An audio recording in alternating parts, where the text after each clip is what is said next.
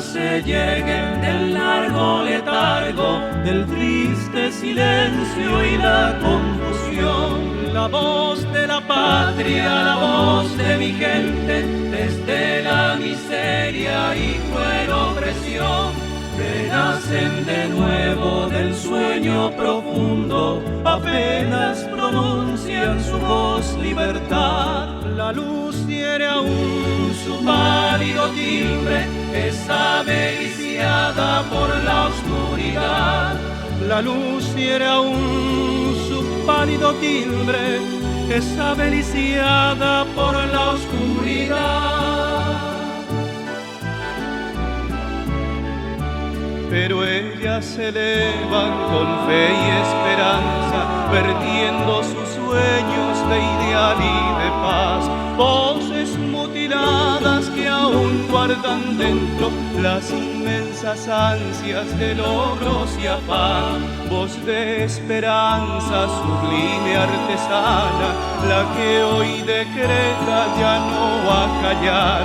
Temores y espantos mueren aturdidos, nacen alas blancas con vuelos de paz.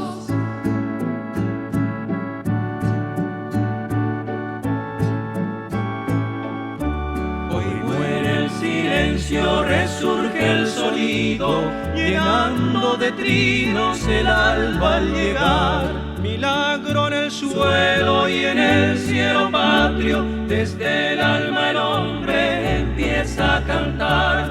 Voces de esperanza, cual fuente sonora, vigor que enlaza la fraternidad. Cual fuente que vierte de sus aguas limpias, caudal de alegría, de amor y de paz. Cual fuente que vierte de sus aguas limpias, caudal de alegría, de amor y de paz.